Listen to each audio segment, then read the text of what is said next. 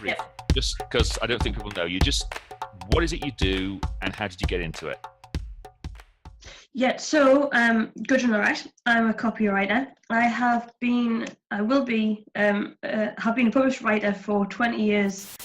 Although I didn't make it my career because there's not a lot of journalism work in the Northeast, and I was young and stupid and thought, oh, I'd like to stay home near my parents and my boyfriend, and really I should have just ditched the boyfriend and moved away to somewhere where... Harsh. Well, it didn't work out, so it's fine. Oh, fair, I fair. don't think he minds either. And so I made the decision to transition into being entirely a full-time writer, and that's what I've been doing for the last couple of years. All right. And am I right in thinking, from a conversation we've had earlier, that it's somewhat a bit like being a professional outsider? It's kind of, you go to people, you ask them what it is that they want to say, and you figure out what it is that they mean, that they're getting at. Is that how it works?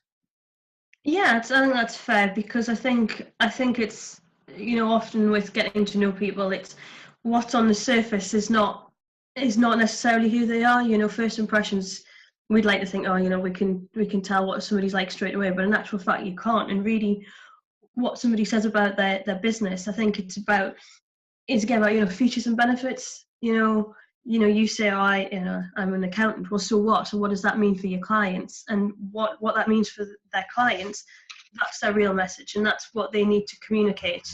I think when it's their own business, they're talking about themselves. It's more about, because I think it's easier for people to understand what you do, waffle, and this thing you see so often is, I've just said I've been writing 20 years, but that isn't really a selling point. What the selling point of me having been a writer for 20 years is that I can do it much quicker. Yeah. Okay. A really good example is, I was reading this the other day. It's about computers. It's really fast, and it's got all this brilliant, all these USB. But so what does that mean? What I want to do is I want to get onto Facebook and say hello to my great auntie Charlotte in Canada. I don't really care about your RAM and your gigabytes and your USB ports. That's irrelevant to me. Now, speaking of presenting, I've seen you on the floor. I've seen you once. Just once. Remind me what my feedback was. I was the least poop in the whole room. You're the least crap in the entire room. So just talk me through. Is there anything in particular about being a copywriter that makes it hard to make presentations, or is it quite easy to make presentations as a copywriter? I think there's an argument that no matter what your topic is or what your job is, you've just not got to be boring. I think there's plenty of occupations out there. I mean, the obvious one everybody always says is accountancy. Poor accountants, they got a hard time. I know at least one cool accountant. It's you're making a presentation for your audience, so it's your responsibility is to make your subject as interesting and as valuable as it can be. I think also when you know your subject inside out, it's a lot easier to talk about and present about it. One last question then. Now you've embarrassed yourself by not liking Hemingway stuff. One last question.